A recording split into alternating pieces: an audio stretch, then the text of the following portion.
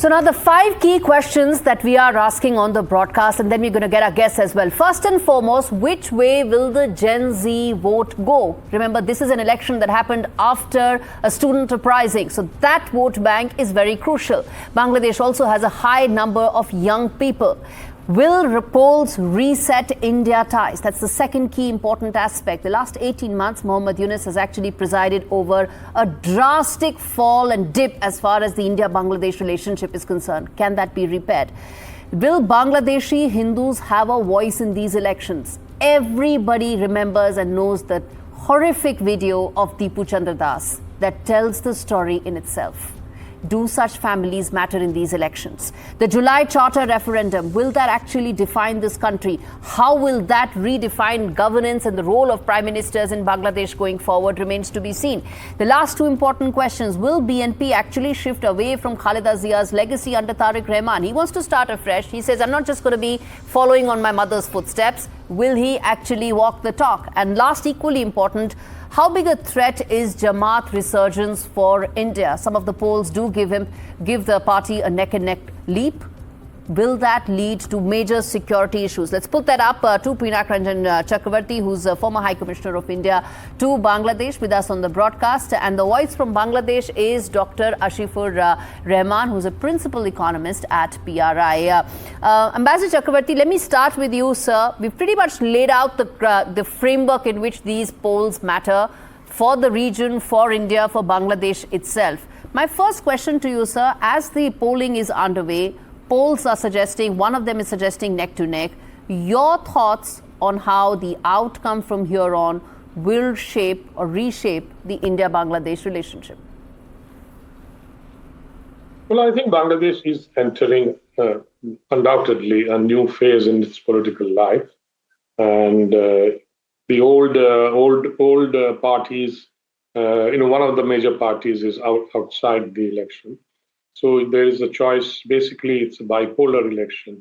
Choice is mainly between the BNP and the Jamaat.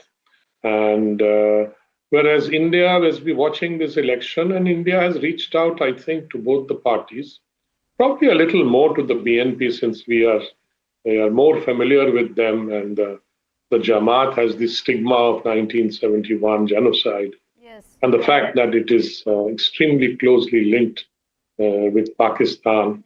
So hence it has that stigma, although it is trying to get out of it by saying that they are not that anymore, they have reformed.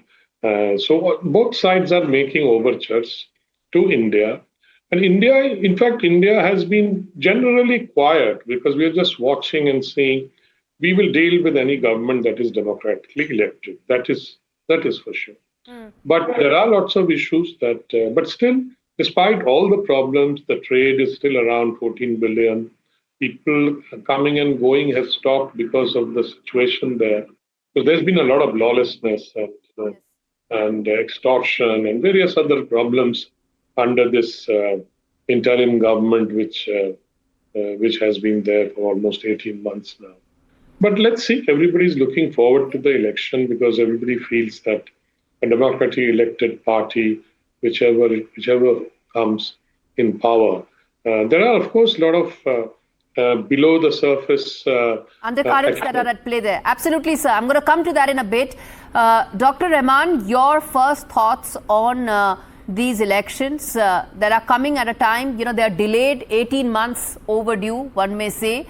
But how do you see now Bangladesh to be reshaped once these elections are done? Most importantly, because this is an election where you have the Gen Z now essentially getting a chance to voice their opinion in a democratic framework. Thank you, Gaurie. I think, if you take a longer view, Bangladesh had 4 participatory elections since 1991. And unfortunately, elections, good or bad, never led to a real democratic opening. And that is why, our political, space has faced routine ruptures. We faced a rupture in 91. We faced a rupture in 2006. We again faced a rupture in 2024. And this is why it has been very, as, You know, as we a can son have of a a longer freedom fighter. discussion, Dr. Rahman, about whether an imperfect democracy is better than an autocracy or an unelected government. We can have that discussion, and trust me, at No, NDTV, we've had let me those please discussions finish. Let me in the just- last no, 18 no. months. But today is a day to talk about the elections that are taking place in Bangladesh. In your assessment, that one important aspect that the Gen Z voter is going to vote on.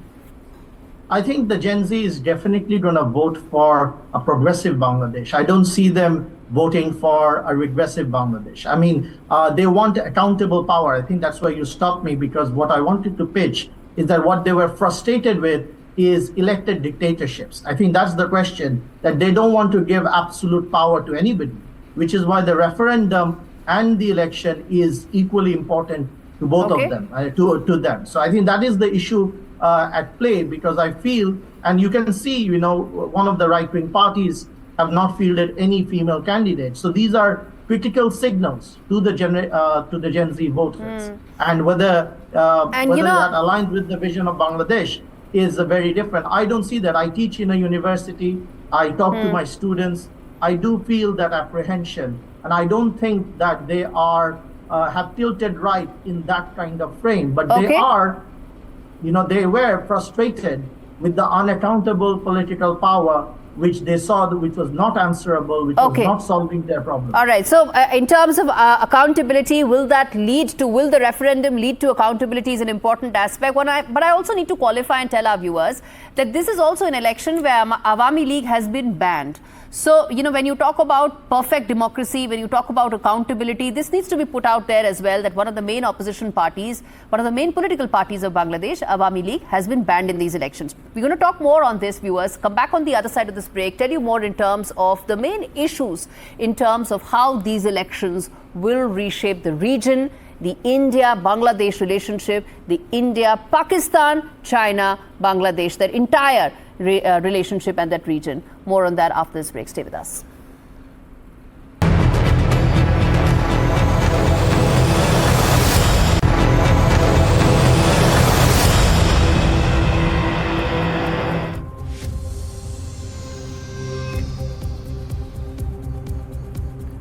Ambassador Chakravarty, slipping bit, before the break, we spoke about the factors that are at play. I want to understand from you, sir, in terms of the deepening Pakistan-Bangladesh nexus under Muhammad Yunus, and possibly that may continue if one of these two parties come to power.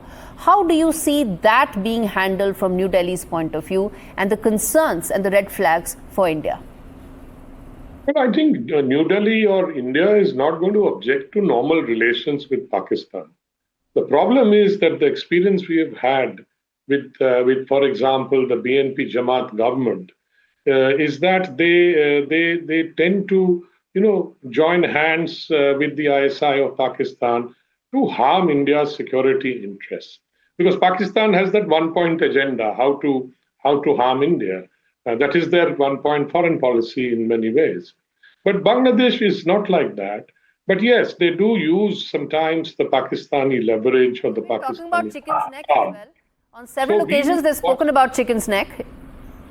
Well, they talk about it. They have talked about it earlier. These are all, a lot of it is rhetoric. Trying to show India that we do have some leverage. But the fact is, Bangladesh does not have that kind of leverage. So it looks for leverage against India through these kind of rhetoric, or to join hands with China or with Pakistan. But if that happens, we will be watching very carefully how it impinges on our security. And let me assure you that India is not going to let it go this time. It will nip it in the bud if something very wrong happens. Indeed. And I think anybody in Bangladesh today knows that. Right. Dr. Rahman, final question I want to bring to your attention is the fact, cases like Deepu Chandra Das.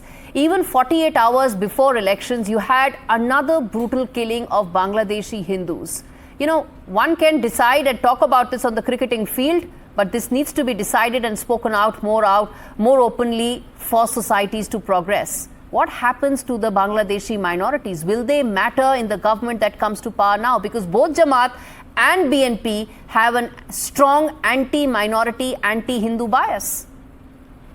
Well, I don't agree with the entire statement there. I think, given Awami League is not participating in this election, I think the center-right has been trying to woo Awami League voters, and the minority has been traditional Awami League voters. So I do feel that after the election, a new kind of political equilibrium will emerge, where the moderates will try to ensure that the minorities have their voice. But if they don't, they will do it at their own peril. As I keep saying, that if we don't learn from the mistakes of the past and create an exclusive political order, or we don't try to understand that people are deeply frustrated with a winner-takes-all political culture, I think the political peace that the election will bring will be very fragile. So I do feel that whoever wins, and I do feel the moderates will strongly win this election, has a tough job in their hand, because there is a lot of public anger, especially by the younger generation,